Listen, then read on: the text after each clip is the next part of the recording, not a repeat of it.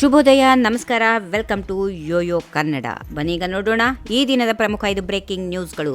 ಪ್ರಧಾನಿ ನರೇಂದ್ರ ಮೋದಿ ಅವರು ಚುನಾಯಿತ ಸರ್ಕಾರಗಳನ್ನು ಬೀಳಿಸುವ, ವಿಪಕ್ಷಗಳನ್ನು ಹತ್ತಿಕ್ಕುವ ಹಾಗೂ ವಿಪಕ್ಷ ಶಾಸಕರನ್ನ ಕುರಿಯಂತೆ ಖರೀದಿಸಿ ಕತ್ತರಿಸಿ ತಿನ್ನುವ ಚಾಳಿಯನ್ನ ಹೊಂದಿದ್ದಾರೆ ಎಂದು ಕಾಂಗ್ರೆಸ್ ಅಧ್ಯಕ್ಷ ಮಲ್ಲಿಕಾರ್ಜುನ್ ಖರ್ಗೆ ತೀವ್ರ ವಾಗ್ದಾಳಿ ನಡೆಸಿದ್ದಾರೆ. ಮೋದಿಜಿ ಸರ್ಕಾರಗಳನ್ನ ಬೀಳಿಸುತ್ತಾರೆ, ಶಾಸಕರನ್ನ ಖರೀದಿಸುತ್ತಾರೆ. ಉನ್ಕಾ ಕಾಮ್ MLAs को बकरी के जैसे अपने पास रख लेना, पालना और फिर बाद में काट कर खाना है. ಮೋದಿ ಶಾಸಕರನ್ನ ಮೇಕೆಗಳಂತೆ ಇಟ್ಟುಕೊಳ್ಳುತ್ತಾರೆ, ಅವರಿಗೆ ಆಹಾರ ನೀಡುತ್ತಾರೆ ಮತ್ತು ನಂತರ ಅವರನ್ನ ಕತ್ತರಿಸಿ ತಿನ್ನುತ್ತಾರೆ ಎಂದು ಆರೋಪಿಸಿದ್ದಾರೆ.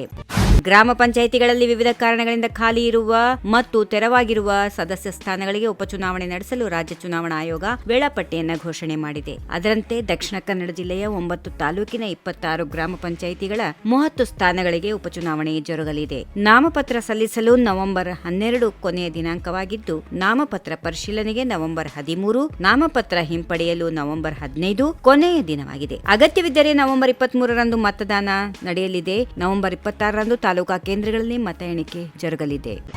ಮಹಾರಾಷ್ಟ್ರ ವಿಧಾನಸಭಾ ಚುನಾವಣೆಯ ಅಖಾಡ ರಂಗೇರಿದೆ. ಮತದಾನಕ್ಕೆ 1 ವಾರ ಬಾಕಿ ಇರುವಾಗಲೇ ಕೇಂದ್ರ ಗೃಹ ಸಚಿವ ಅಮಿತ್ ಶಾ ಅವರು ಬಿಜೆಪಿಯ ಪ್ರಣಾಳಿಕೆಯನ್ನು ಬಿಡುಗಡೆ ಮಾಡಿದ್ದು, ಭರ್ಪೂರ್ ಭರವಸೆ ನೀಡಲಾಗಿದೆ. ಪ್ರಣಾಳಿಕೆಯಲ್ಲಿ ರೈತರು, ಮಹಿಳೆಯರು ಮತ್ತು ಯುವಕರ ಮೇಲೆ ವಿಶೇಷ ಗಮನ ಹರಿಸಲಾಗಿದೆ. ಬಡವರ ಕಲ್ಯಾಣಕ್ಕೆ ಬಿಜೆಪಿ ಬದ್ಧವಾಗಿದೆ ಎಂದು ಸಂಕಲ್ಪ ಪತ್ರವನ್ನ ಬಿಡುಗಡೆ ಮಾಡಿದ ಅಮಿತ್ ಶಾ, ರೈತರ ಸಾಲ ಮನ್ನಾ, 25 ಲಕ್ಷ ಉದ್ಯೋಗ ಸೃಷ್ಟಿ, ವಿದ್ಯಾರ್ಥಿಗಳಿಗೆ ಆರ್ಥಿಕ ನೆರವು, ವಿದ್ಯುತ್ ಬಿಲ್ಗಳಲ್ಲಿ 30% ರಿಯಾಯಿತಿ, ವೃದ್ಧಾಪ್ಯ ವೇತನ 2100 ರೂಪಾಯಿ, 25,000 ಮಹಿಳಾ ಪೊಲೀಸರ ನೇಮಕಾತಿ, ಆಶಾ ಕಾರ್ಯಕರ್ತೆಯರ ಮಾಸಿಕ 15,000, ಹಳ್ಳಿಗಳಿಗೆ ಉತ್ತಮ ರಸ್ತೆ ಸೇರಿದಂತೆ ಹಲವು ಭರವಸೆಗಳನ್ನು ನೀಡಲಾಗಿದೆ. ಮಹಾರಾಷ್ಟ್ರದಲ್ಲಿ ನವೆಂಬರ್ 20ರಂದು ಒಂದೇ ಹಂತದಲ್ಲಿ ವಿಧಾನಸಭಾ ಚುನಾವಣೆ ಜರುಗಲಿದೆ. ನವೆಂಬರ್ 23ರಂದು ರಾಜ್ಯದ ಮತಗಳ ಎಣಿಕೆ ನಡೆಯಲಿದೆ.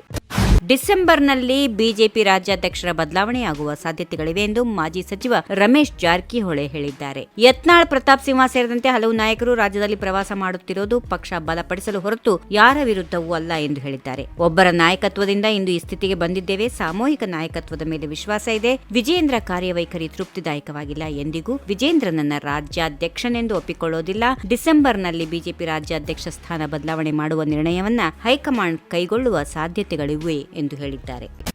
ಕೇಂದ್ರ ಸಚಿವ ಎಚ್.ಡಿ. ಕುಮಾರಸ್ವಾಮಿ ಬಣ್ಣದ ಬಗ್ಗೆ ಮಾತಾಡಿದ್ದ ಸಚಿವ ಜಮೀರ್ ಅಹಮದ್ ವಿರುದ್ಧ ಜೆಡಿಎಸ್ ಕಿಡಿಕಾರಿದೆ. ಎಕ್ಸ್ನಲ್ಲಿ ಟ್ವೀಟ್ ಮಾಡಿರುವ ಜೆಡಿಎಸ್ ಜಮೀರ್ ಅಹಮದ್ ರಾಜ್ಯದ ಜನತೆಯಲ್ಲಿ ಕ್ಷಮೆ ಕೇಳಿ ರಾಜೀನಾಮೆ ನೀಡಬೇಕು ಎಂದು ಆಗ್ರಹಿಸಿದೆ. ನೆನಪಿರ್ಲಿ, ಇಲ್ಲಿ ನಿಮ್ಮ ಒಡೆದು ಆಳುವ ನೀತಿಗೆ ಜಾಗ ಇಲ್ಲ. ಜನಾಂಗೀಯ ನಿಂದನೆ, ವರ್ಣಭೇದ ಹೇಳಿಕೆಗಳನ್ನು ನೀಡಿ ಅಪಮಾನ ಎಸಗಿರುವ ನೀವು ನಾಡಿನ ಜನರಲ್ಲಿ ಕ್ಷಮೆಯಾಚಿಸಿ ರಾಜೀನಾಮೆ ನೀಡಬೇಕೆಂದು ಜೆಡಿಎಸ್ ಆಗ್ರಹಿಸಿದೆ.